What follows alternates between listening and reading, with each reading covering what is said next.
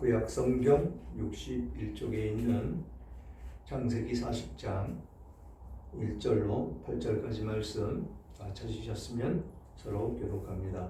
1절 제가 먼저 읽겠습니다.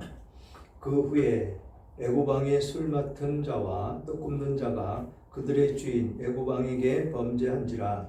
바로가 그 두 관원장과 술 맡은 관원장과 떡 굽는 관원장에게 노하여 그들을 친위제장의 집 안에 있는 옥에 가두니 곧 요셉이 갇힌 곳이라. 친위제장이 요셉에게 그들을 수종들게 하매 요셉이 그들을 섬겼더라. 그들이 갇힌 집이 드러나니라.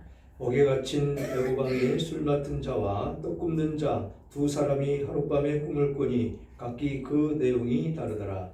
아침에 요셉이 들어가 보니 그들에게 근심의 빛이 있는지라. 요셉이 그 주인의 집에 자기와 함께 갇힌 바로의 신하들에게 묻되 어찌하여 오늘 당신들의 얼굴에 근심의 빛이 있나이까. 그들이 그에게 이르되 우리가 꿈을 꾸었으나 이를 해석할 자가 없도다.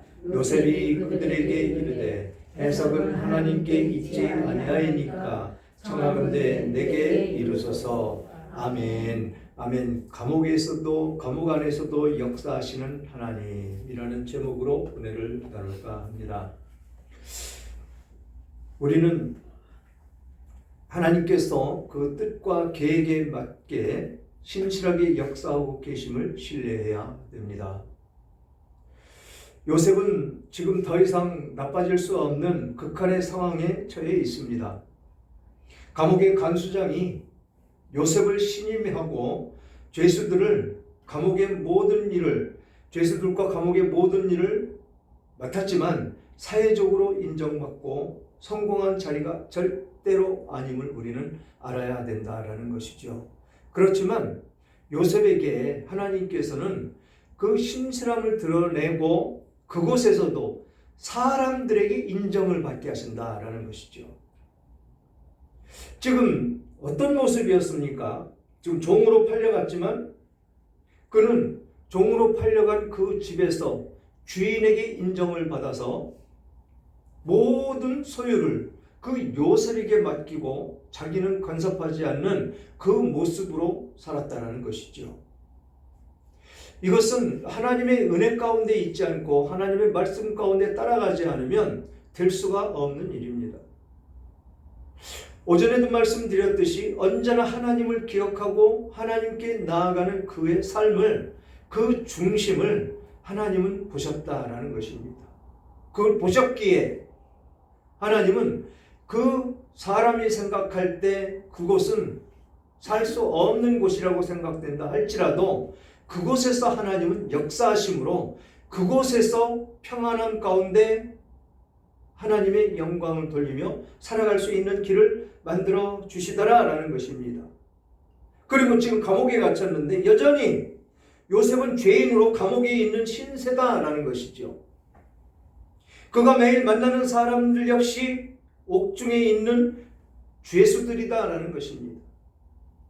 그런데 이러한 상황에서 하나님은 요셉을 위한 계획을 준비하시고 하나씩 실행해 나가고 계심을 볼 수가 있다라는 것이죠. 그때 마침 애굽의 고위 관리직인 그 술 맡은 관원장과 떡 굽는 관원장이 감옥에 잡혀 왔다라는 것이죠. 술 맡은 관원장. 우리가 이조시대 때나 그때 이렇게 그 드라마를 보면 왕이 수라를 받습니다. 그리고 술을 먹는데 어떻게 합니까? 다 검증하지요. 술을 먹어봐야 됩니다. 그래서 그 먹어본 사람이 탈이 없어야 그 왕은 먹을 수가 있고, 또 은수저를 그 음식에다 넣어보고 또 다른 사람이 맛을 보고 이상이 없어야 들여서 먹을 수가 있다는 것이죠. 이 역시도 마찬가지로 애굽에 있는 그 왕도 똑같았다라는 것이죠. 그렇게 세움받은 그들이 왕 옆에 있기 때문에 고위직이라는 것입니다. 지금 대통령 옆에 있는 게 누구입니까? 비서실장과 경호실장. 그렇죠? 그들이 어떤 대우를 받으며 살죠? 장관의 대우를 받고 살죠. 그런데 장관들과 완전히 다릅니다. 옆에 있기 때문에 항상 그들과 대화를 많이 나누죠. 역시 마찬가지로 여기에 있는 이 고위직이라고 했는데 술 맡은 관원장과 떡 굽는 관원장, 이들은 항상 왕 옆에서 왕과 함께하는 그런 사람들이라는 것이죠. 입김이 엄청나게 센 사람들입니다.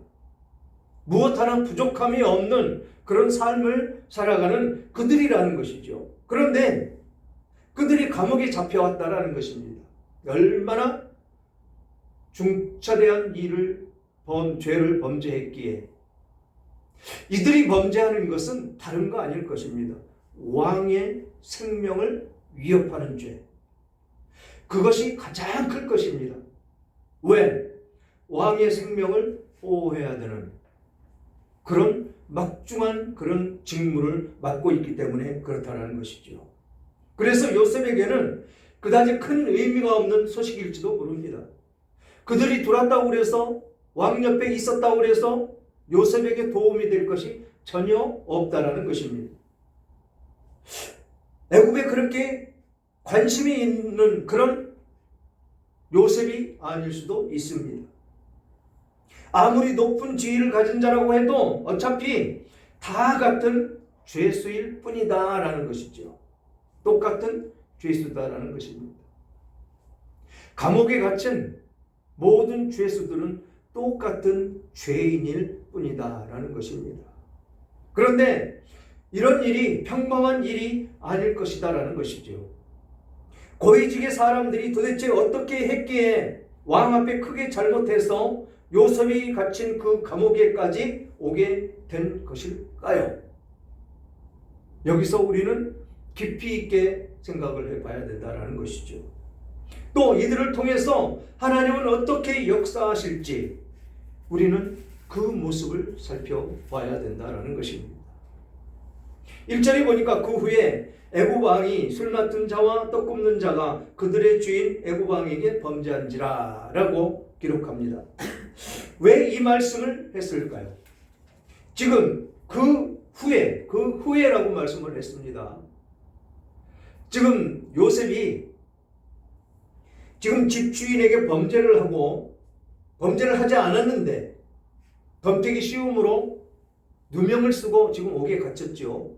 옥에 갇혔는데 어떤 모습이었습니까?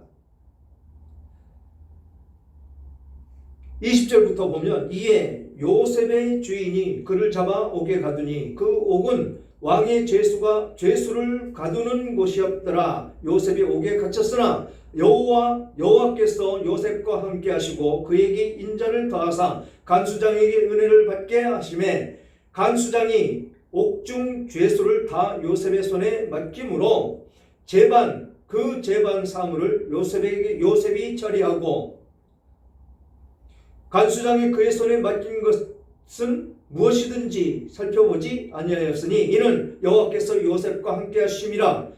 여호와께서 그를 범사에 형통하게 하셨더라 라고 말씀하시고 곧바로 그 후에 그렇게 형통하게 그 감옥에서도 살아갈 수 있게 해 놓으신 그 후에 애굽의 왕이 술 맡은 자와 떡 굽는 자가 그들의 주인 애굽 왕에게 범죄한지라. 바로가 그 두 관원장 곧 술 맡은 관원장과 떡 굽는 관원장에게 노하여 그들을 친위제당의 집 안에 있는 옥에 가두니 곧 요셉이 갇힌 곳이라. 지금 이 요셉이 갇힌 곳은 어디라고 그랬습니까? 주인이 그를 잡아 옥에 가두니 그 옥은 왕의 죄수를 가두는 곳이더라. 왕의 주변에 있는 사람들이 죄를 지으면 가두는 곳이더라. 이곳에 요셉도 함께 갇혔다라는 것이죠. 여기서 우리는 깊이 있게 바라봐야 될 것이 옥에 갇히는 것 굉장히 힘들고 어려운 것이죠. 자유가 없어지고 모진 수모를 당할 수 있는 그런 곳이 감옥이기 때문에 그렇습니다. 오늘날은 인권이라는 그 제도 아래에서 감옥에 갇힌 사람도 아주 멋있는 생활을 합니다. 자유가 없을 뿐이지 먹을 거 아주 잘 먹습니다. 그런 감옥살이를 하면서 지금은 옥중살이를 한다라고 이야기를 하죠. 그런데 옛날은 어땠을까요? 특히 외정시대를 거쳐오면서 그 감옥이라는 곳은 어땠을까요? 죽어도 가기 싫은 곳. 그래서 범죄한 자들이 다시 범죄하지 않도록 그렇게 정화시켜 나가는 곳이 감옥이다라는 것이지요. 그런데 오늘날은 어떻습니까?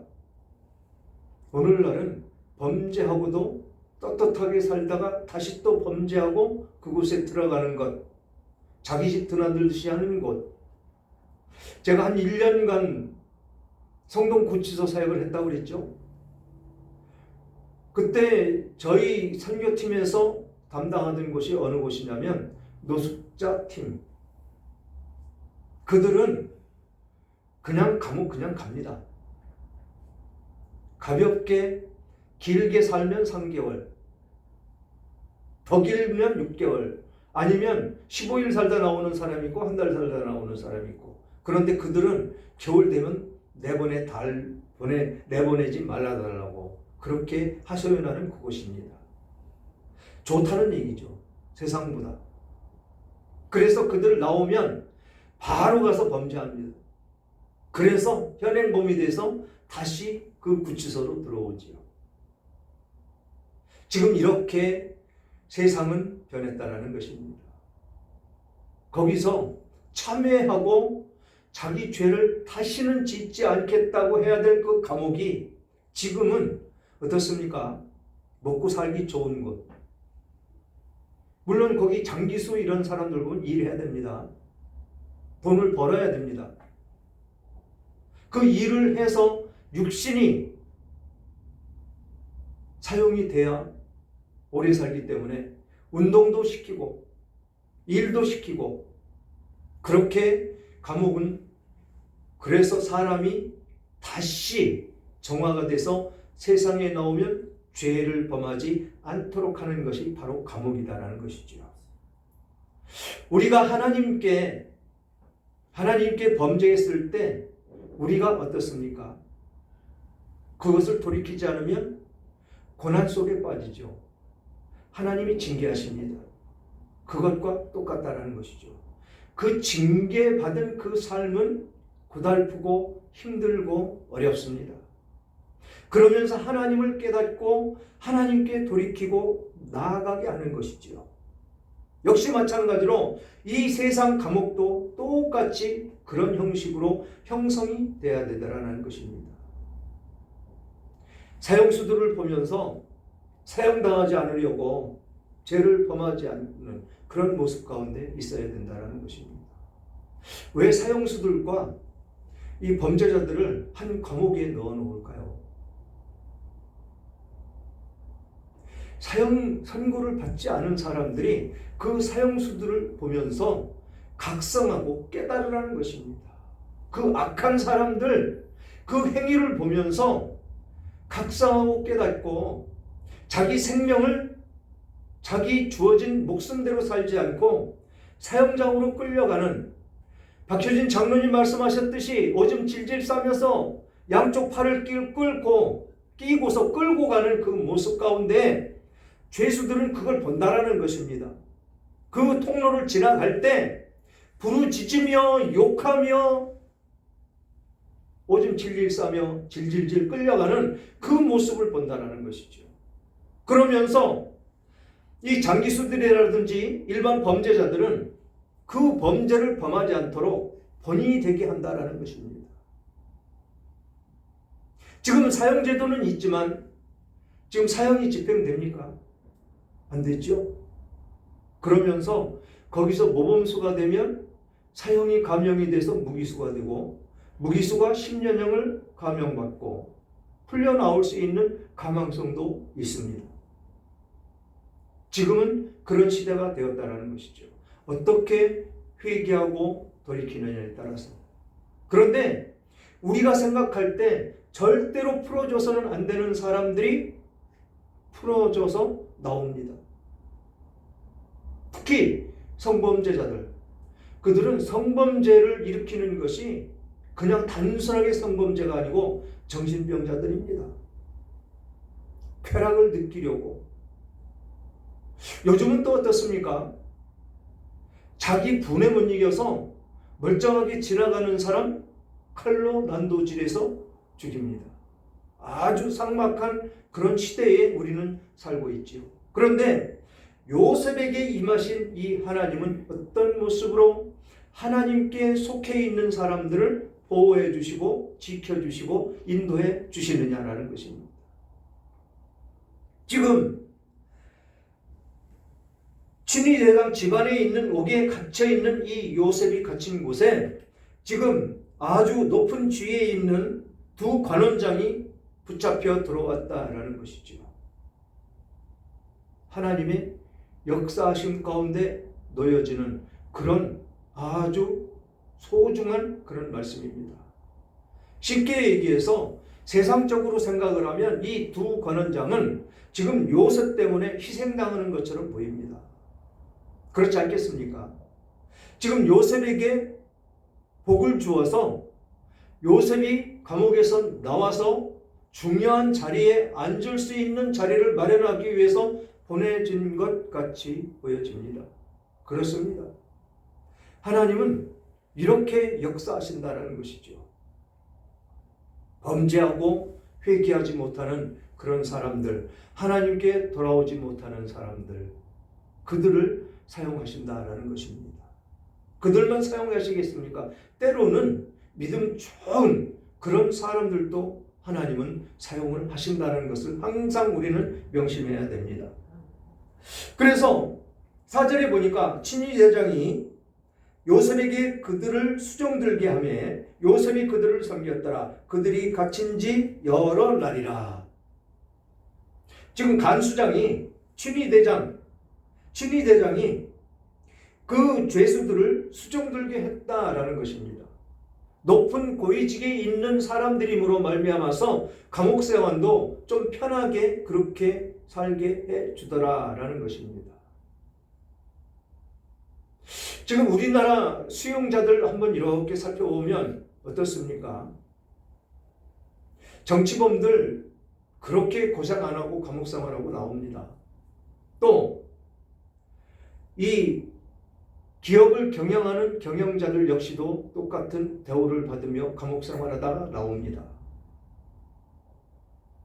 어떻게 보면 그 안에서는 초호화 생활을 하는 그런 모습이겠죠. 역시 마찬가지로 지금 여기에 이 두 관원장도 그런 대우를 받고 지금 이 요셉에게 그들에게 수종을 들어라 라고 지금 이야기하는 모습을 볼 수가 있다는 것이죠. 그때 요셉은 그것을 순종을 해서 그들의 수중 들면서 여러 날이 지났다라고 기록하고 있습니다. 그러면서 5절 보니까 옥에 갇힌 애고방에 술 맡은 자와 떡 굽는 자 두 사람이 하룻밤에 꿈을 꾸니 각기 내용이 다르더라. 하나님이 이제 요셉을 풀어주실 때가 됐다라는 것이죠. 그래서 꿈을 꾸게 합니다. 그러면서 내용이 다른데 아침에 요셉이 들어가서 보니 그들에게 근심의 빛이 있는지라. 그 꿈을 꿈으로 말미암아서 근심이 쌓여 있다라는 것입니다. 엄청나게 쌓여 있다라는 것이죠. 저는 꿈을 믿지는 않습니다. 오직 예수 그리스도만 믿을 뿐입니다. 그런데 공교롭게도 집회가 끝나고 한 일주일이 지난 다음에 꿈을 꿨는데 우리 시골집입니다. 옛날 제가 어려서 태어났던 살던 그 집, 도로가에 있는 그 집, 그 집에 박효진 장로와 그 부인 권사님이 차를 2대를 끌고 왔는데 사람들이 집안에 꼭 차게 데려왔습니다. 아이러니하게도 그 행사가 끝난 다음에 그 꿈을 꾸고 나서 하나님이 우리 교회를 어떻게 이끌어 가실까라는 생각을 하면서 일어났다라는 것이죠. 틀림없이 역사하실 것으로 저는 믿습니다. 아멘. 그리고 나서 한 5일이 지난 후에 또 다시 꿈을 꿨습니다. 동창 모임을 하는데 제 사무실에서 하는데 제 사무실이 꽤 컸습니다. 꿈에 보니까 엄청 큽니다. 이 성전 한 3배만 합니다. 그곳에 제 친구들이 꼭차게 들어찼습니다. 꼭차게 들어차서 거기서 잠깐 모임을 갖다가 점심 식사를 하러 가야 되는데 제가 식당을 예약했다고 그들을 인도해 가야 되는 그 사람을 부르는데 동창회장을 불러야 되지 않겠습니까? 지금 동창회장이 참교회에 있던 우리 교회 그 후원하는 데 앞장섰던 이능재 장로, 그분이 지금 우리 동창회 회장입니다. 그분이 저쪽 멀리 있길래 불렀습니다. 불러서 이들을 인솔해 가서 식당으로 안내를 좀 해라 라고 하려고 그랬더니 오다가 말고 그 사람은 다른 데로 가고 이 안에 모인 사람들은 저만 바라보고 있습니다. 그래서 제가 가야 저를 쫓아가겠노라고 그렇게 얘기를 합니다. 그러면서 깼습니다.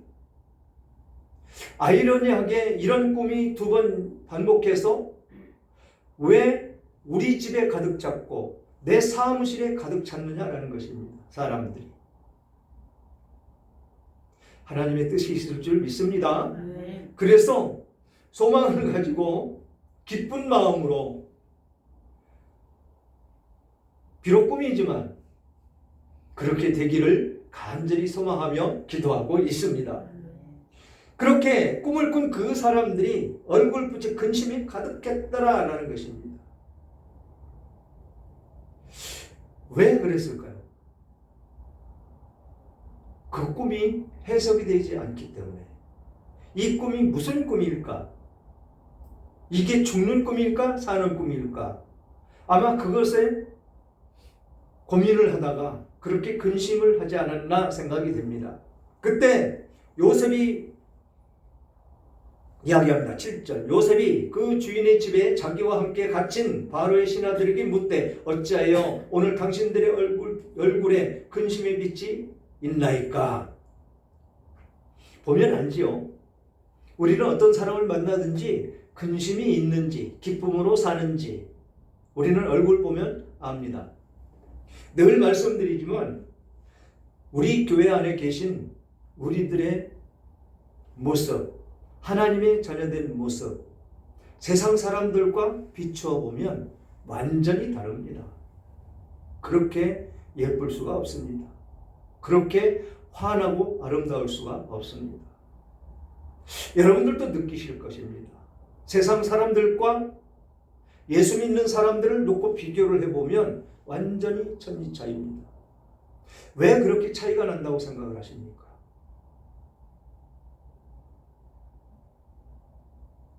우리들에게는 소망이 있습니다. 희망이 있습니다. 그리고 우리가 살아가는 그 앞길을 인도해 주시는 분이 있기 때문에 그렇습니다.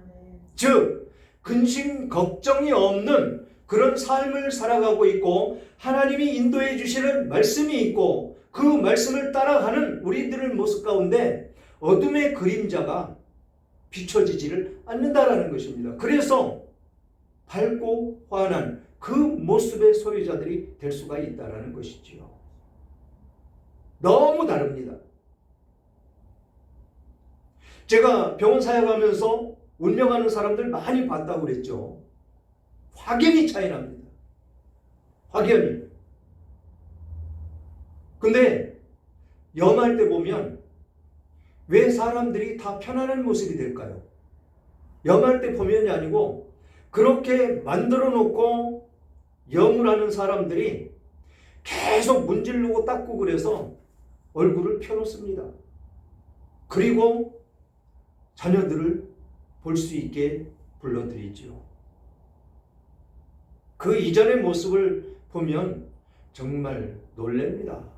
시커매가지고 얼굴 찌그러지면서 다 찌그러지고 눈을 반짝 뜨고 있고 정말 볼 수가 없습니다. 그래서 바로 의사가 와서 운명 선언을 하고 바로 흰천으로 덮어서 끌고 나갑니다. 자녀들이 무서워하기 때문에. 그 모습을, 세상 사람들의 그 모습을 저는 많이 봤습니다. 그리고 예수 믿는 사람들의 모습, 찬송을 부르면서 그 운명하는 그 모습. 그분들은요, 얼굴 찡그러지지 않고 환합니다. 왜? 기쁨을 받지 않습니까? 밝은 빛을 보고 밝은 빛 가운데 천사가 데리러 온 그 모습을 보고 그 손에 이끌려서 가는 자신을 보았기 때문에 그렇습니다. 영안이 열린다고 그러죠. 죽을 때 되면 봅니다. 예수 안 믿는 사람들 뭐라고 고백하는지 아십니까? 막 손을 저으면서 안 돼, 나 안 가! 막 이렇게 소리 지르면서 왜 그러냐고 물어보면 시커먼 옷 입은 사람이 나를 데리러 왔다라고 그럽니다. 거기 안 가려고 그럽니다. 그런데 환한 모습으로 있는 그 사람들, 밝은 빛이 비치며 나를 데리러 왔어. 천사가. 거기 가는 겁니다. 여러분들 다 그곳이 예비되어 있습니다. 언제나 우리는 소망 가운데 살아갑니다. 그 소망이 남의 것이 아니고 바로 여러분들 것이라는 것이죠. 지금 이렇게 얼굴빛이 근심이 쌓여있는 이 모습의 소유자들은 되어서는 안 된다라는 것이죠. 어떻게 하면 이런 근심 가운데 있지 않고 살 것이냐? 오전의 말씀에 따라가면 됩니다. 하나님만 잊지 않고 따라가면, 하나님의 마음을 품고 살아가면 하나님은 그런 천국으로 우리를 인도해 주실 것이기 때문에 우리는 근심 걱정이 사라지고 두려움 없이 우리는 살아갈 수가 있다는 것이죠. 그리고 8절 보니까 그들이 그에게 이르되 우리가 꿈을 꾸었으나 이를 해석할 자가 없도다. 요셉이 그들에게 이르되 해석은 하나님께 있지 아니하나이까 하니까 청하건대 내게 이르소서. 해석할 수 있는 것 어디에 비춰봐야 됩니까? 우리는 성경에 비춰봐야 된다는 것이죠. 하나님의 말씀에 비춰봐야 된다는 것입니다. 그런데 이때는 하나님께서 직접 임재하셔서 말씀을 하실 때이기 때문에 하나님께 있지 아니하니까 하나님께서 다 해주실 것이다 라는 것입니다. 사랑하는 여러분, 우리는 억울하고 답답한 상황이 있을지라도 하나님께서 여전히 일하고 계심을 믿으며 살아가야 됩니다. 요셉은 감옥이라는 절망의 자리에서도 사람들을 섬기고 하나님의 주권을 인정하며 사는 모습을 우리는 볼 수가 있습니다. 우리의 삶에도 상황에 관계없이 주어진 자리에서 사람들을 섬기고 하나님의 계획을 기다려야 됨을 우리는 배워야 됩니다. 인내, 참고 기다리는 것. 왜 내가 감옥에 갇혀 있어야 되고 내가 무슨 잘못을 했는데 라고 원망하는 그런 요셉을 보는 것이 아니고 하나님의 임재를 기다리고 하나님의 계획을 기다리고 하나님의 뜻을 기다리는 우리들의 모습이 되어야 된다라는 것입니다. 그래서 모든 해답은 결국 하나님께 있음을 믿고 신뢰하며 그분께 의지함으로 승리하는 삶이 되는 우리들의 모습이 되어야 된다라는 것입니다. 오전의 말씀과 비추어서 이 말씀도 깊이 새기며 하나님을 신뢰하며 하나님을 잊지 않고 살아가시는 여러분들 다 되시기를 주님의 이름으로 축원합니다.